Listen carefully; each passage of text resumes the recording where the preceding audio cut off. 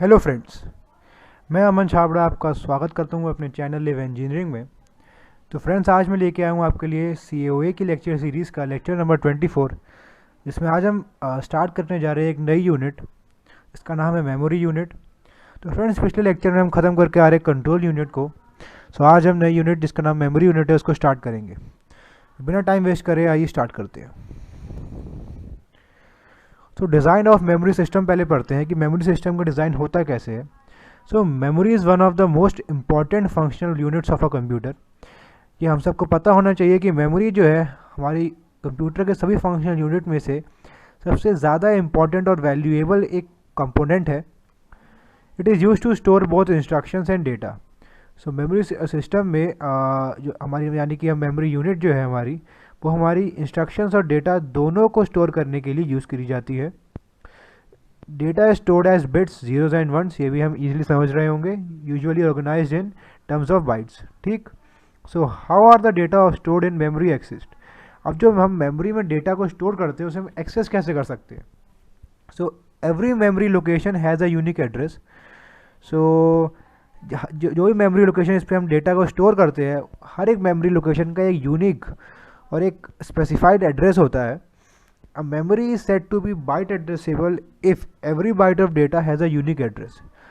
Memory को हम bite addressable तब कहते हैं जब हर एक बाइट ऑफ डेटा का यूनिक एड्रेस होता है, या फिर हम कहें कि हर एक एड्रेस को हम बाइट्स के टर्म में रिप्रेजेंट करें तो वो बाइट एड्रेसेबल कहलाएगी। अगर हम वर्ड के टर्म में रिप्रेजेंट करें या हम एक्सेस करना चाहते हैं तो हम उसे वर्ड एड्रेसेबल कहेंगे। Some memory systems are word addressable also. Every address locations consist of multiple bytes से 32 बिट्स और 4 बाइट्स। सो हर एक एड्रेस लोकेशन जो होती है it usually consist of multiple bytes, जैसे कि 32 बिट्स कह लीजिए, या फिर हम बात 32 बिट्स को कन्वर्ट करें अगर बाइट्स में डिवाइड करके 8 से, तो हमारा 4 बाइट्स। तो फ्रेंड्स, ये है हमारा connection between processor and memory का एक डायग्राम। तो हमने पहले ही पढ़ा है, इसको एक बार फिर से डिस्कस करते हैं कि here address bus provides the address of the memory location to be accessed. यहाँ पे हमारा ये आप देख रहे होंगे एरो, ये हमारा एड्रेस बस को डिनोट कर रहा है। तो ये हमारा एड्रेस बस है जो कि हमारे प्रोवाइड करता है एड्रेस ऑफ मेमोरी लोकेशन जिसको हमें एक्सेस करना है। ये बाई डायरेक्शनल एरो जो है हमारा डेटा बस को डिनोट कर रहा है। Data bus transfers the data from memory और data to be written into memory. अब बाई डायरेक्शनल इसलिए क्योंकि अगर हमें रीड करना है तो हमें जाना पड़ेगा एक डायरेक्शन में, और राइट करना है तो हमें जाना होगा अपोजिट डायरेक्शन में, या फिर अगर हमें एक्सेस कराना डेटा को तो अपोजिट डायरेक्शन में जाना पड़ेगा हमें, इसलिए यहाँ पे ये बाई डायरेक्शनल है। So control bus provides various signals like read, right etcetera. So control bus हमारे अलग अलग सिग्नल्स हमें प्रोवाइड करता है, जैसे कि रीड सिग्नल, राइट सिग्नल, जिसे हम पहले पढ़ के आ रहे हैं, ठीक है friends. So an example of memory module. अब हम आगे एग्जाम्पल देखेंगे मेमोरी मॉड्यूल होता क्या है। तो पहले हम पढ़ते हैं कि an address lines, the maximum number of memory locations that can be accessed is 2 to the power n। तो फ्रेंड्स, अगर ये हमारा एक मेमोरी मॉड्यूल है तो इसमें हम क्या करेंगे, हम एक n बिट एड्रेस बस को प्रोवाइड करेंगे, यानी कि हम n बिट डेटा देंगे, या फिर हम ऐसा कोई डेटा देंगे जो कि n बिट एड्रेस से रिप्रेजेंट करा जा रहा है, जो कि अगर हमें एड्रेस दे रहे हैं तो उससे हमें डेटा जो मिलेगा आउटपुट में हमारा m बिट डेटा बस के फॉर्म में मिलेगा। तो अगर हम इस मेमोरी मॉड्यूल की साइज़ की बात करें तो इसका मेमोरी साइज़ जो होगा वो स्पेसिफाइड होगा 2 to the power n cross m। तो 2 टू द पावर n जो होगा यहाँ पे हमें यहाँ से मिलेगा, और m हमारे यहाँ डेटा बस से मिलेगा। तो बेसिकली हम यहाँ पे कह रहे हैं कि n एड्रेस लाइन्स में the maximum number of memory location that can be accessed is 2 to the power n। So अगर किसी एक मेमोरी मॉड्यूल में हमें कितनी लोकेशन एक्सेस कर सकते हैं, ये हमें पता चलेगी कि एड्रेस लाइन्स की नंबर ऑफ बिट्स कितनी है। और अगर हम उतने नंबर ऑफ बिट्स को 2 टू द पावर में रेस कर लेंगे तो हमें हमारे maximum number of memory locations जो है हमें पता चल जाएंगे। Now m data lines, the number of bits stored in every addressable location is m। तो अगर हम कह रहे हैं कि हमारे पास अगर maximum 2 to the power n locations है तो उन हर एक पर्टिकुलर लोकेशन में कितने बिट ऑफ डेटा स्टोर हो सकता है वो हमें पता चलेगा डेटा लाइन से, मतलब बिट ऑफ डेटा लाइन से। तो अगर हमारे पास m बिट डेटा लाइन्स है तो हम कहेंगे एक एड्रेस लोकेशन में हमारे पास m बिट डेटा को हम स्टोर कर सकते हैं। The read right control line selects the memory the memory for reading और राइटिंग। अब रीड राइट कंट्रोल लाइन जो होता है वो सिलेक्ट करता है मेमोरी को रीड और राइट के लिए। अगर हम हमारे पास सिग्नल इशू है 1 हम रीड करेंगे, और अगर ऑब्वियस सी बात है अगर सिग्नल 0 इशू हो तो हम राइट करेंगे। तो यहाँ पे आपको दिख रहा है कि ये रीड राइट लाइन जो है अगर इशू हो रही है, और अगर हमें सिग्नल को अगर हमें डेटा को रीड कराना है तो हमारी वैल्यू होगी 1, और राइट कराना है तो वैल्यू होगी 0। The chip select line CS when active यानी कि equal to 0 will enable the chip, otherwise the data bus is in the high impedance state that is memory module could not be accessed. तो यहाँ पे एक नया term आया chip select.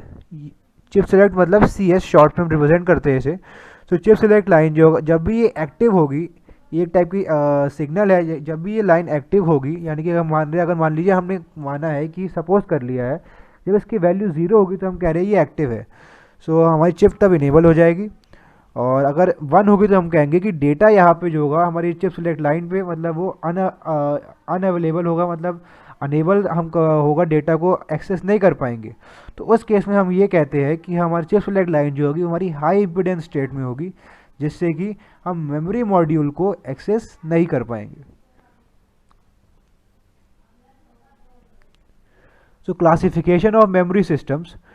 सो अब memory system को हम क्लासीफाई कर रहे हैं अलग अलग टाइप्स में, तो अब हर एक इंडिविजुअल टाइप को हम स्टडी करेंगे। पहले हम पढ़ते हैं कि volatile versus non volatile memory.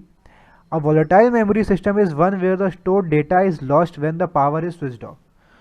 So अगर हम कह रहे हैं कि अगर कोई मेमोरी सिस्टम जो है वॉलेटाइल है तो हम तभी कह सकते हैं उसे वॉलेटाइल जब उसमें डेटा जो जब हम स्टोर कर रहे हैं उस सिस्टम में वो लॉस्ट हो जाएगा जब हम पावर को यानी कि इलेक्ट्रिसिटी पावर सप्लाई जो हम प्रोवाइड कर रहे हैं सिस्टम को वो हम कट कर देंगे। एग्जाम्पल है इसके CMOS स्टैटिक मेमोरी या CMOS डायनेमिक मेमोरी या फिर dynamic memory in addition requires periodic refreshing. तो अगर हम कहें कि हम किसी सिस्टम में डेटा को स्टोर कर रहे हैं और हमारे पास सिस्टम ऑन है तो हमारा डेटा तब तक ही स्टोर रहेगा जब तक सिस्टम ऑन रहेगा। जैसे हम सिस्टम को ऑफ कर देंगे यानी कि अगर कैसे भी तरीके से अगर हम सिस्टम अपने आप मैनुअली ऑफ करा है या फिर अगर पावर सप्लाई कट हो गई है तो अपने आप हमारा डेटा जो होगा वो लॉस हो जाएगा। अब a non-volatile memory system is one where the stored data is retained even when the power is switched off. So non-volatile इसका जस्ट अपोजिट है, जिसमें हम जो डेटा को स्टोर करेंगे वो हमारा तभी रिटेन रहेगा जब हम पावर को स्विच ऑफ कर चुके होंगे। सो एग्जांपल्स है read only memory, magnetic disk, CD-ROM DVD, flash memory, resistive memory. So ये सब रीड ओनली मेमोरी मतलब ROM, magnetic disk, CD-ROM DVD, flash memory और रजिस्टिव मेमोरी, ये सब हमारे एग्जांपल जो है ये हमारे नॉन वॉलेटाइल मेमोरी को डिनोट कर रहे हैं। So random access versus direct sequential access, ये हमारे दूसरे हमारे अलग टाइप के मेमोरी सिस्टम्स है। So memory is said to be random access when the read write time is independent of the memory location to be access. हम memory को हम रैंडम एक्सेस तब कहेंगे जब हमारा रीड या राइट टाइम जो होगा वो इंडिपेंडेंट होगा उस मेमोरी लोकेशन के जिसको हम एक्सेस करना चाह रहे हैं।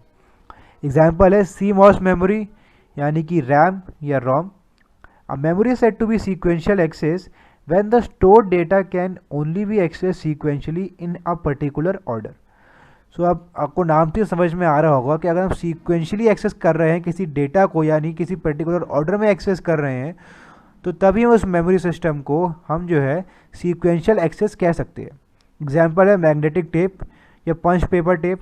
अगर हम मैग्नेटिक टेप की बात करें तो उसमें हमारा एक टेप के फॉर्म में हमारा सारा डेटा जो होगा वो स्टोर्ड हुआ है।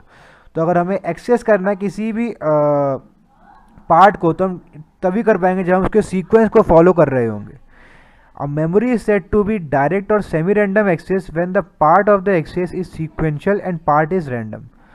सो हम मेमोरी को डायरेक्ट या फिर सेमी रैंडम एक्सेस तब कह सकते हैं जब उसका कुछ पार्ट जो होगा वो सीक्वेंशियल होगा और कुछ पार्ट उसका रैंडम एक्सेस होगा। इसके एग्जांपल है magnetic disk. So now we can directly go to a track after which access will be sequential. तो यहाँ पे अगर हम बात करें कि अब मैग्नेटिक टेप या मैग्नेटिक डिस्क की बात कर रहे हैं अगर हम, तो इसमें अगर हम आपको आगे की यूनिट में समझ में आएगा कि ट्रैक बेसिकली होता क्या। सो अगर हम किसी एक पर्टिकुलर ट्रैक या सर्कुलर रिंग में हम जा रहे हैं एक डिस्क की, तो हम किसी भी अगर ट्रैक या डिस्क पे जाना चाहते हैं तो उसमें हम जा सकते हैं रैंडमली।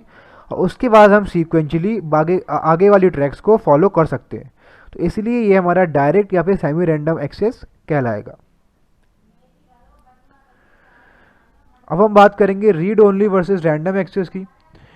तो read only memory ROM is one where data once stored is permanent और सेमी परमानेंट।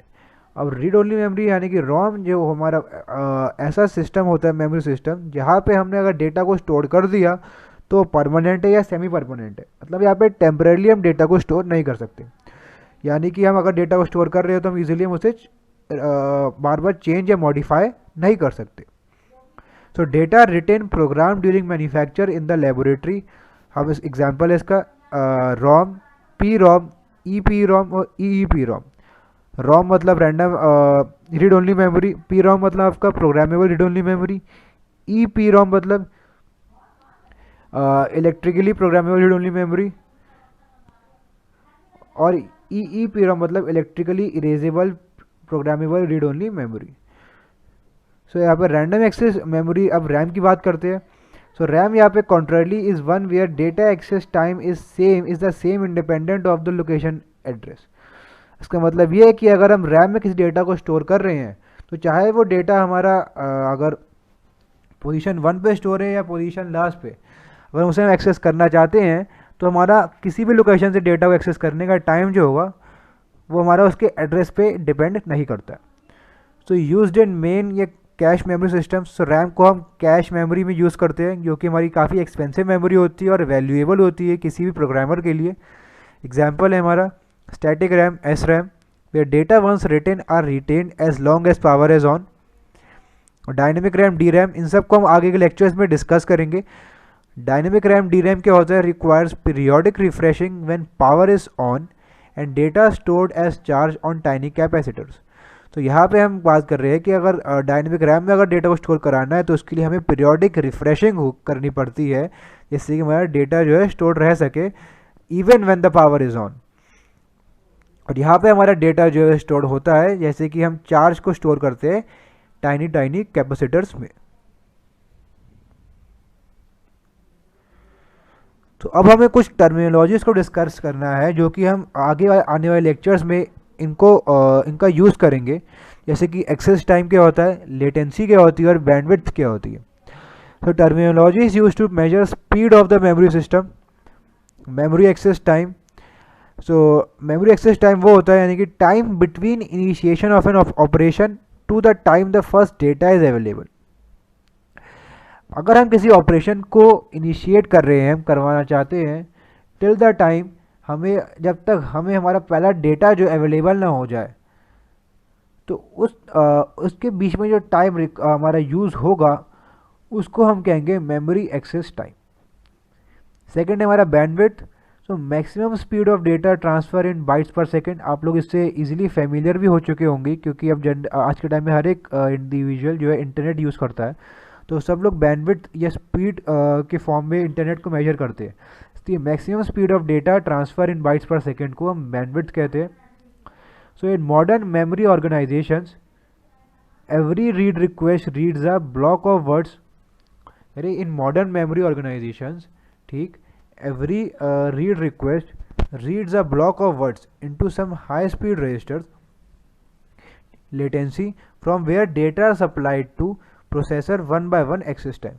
So अगर हम बात करें किसी मॉडर्न मेमोरी ऑर्गेनाइजेशन की, तो यहाँ पे हमारा हर एक रीड रिक्वेस्ट जो हम करवाना चाहते हैं वो हमारा एक ब्लॉक ऑफ वर्ड्स को रीड करता है कुछ हाई स्पीड रजिस्टर्स में, यानी कि हमारा कुछ टाइम यूज़ होता है यहाँ पे जिसको हम कहेंगे लेटेंसी, और from where data are supplied to the processor one by one, जिसको हम कहेंगे एक्सेस टाइम।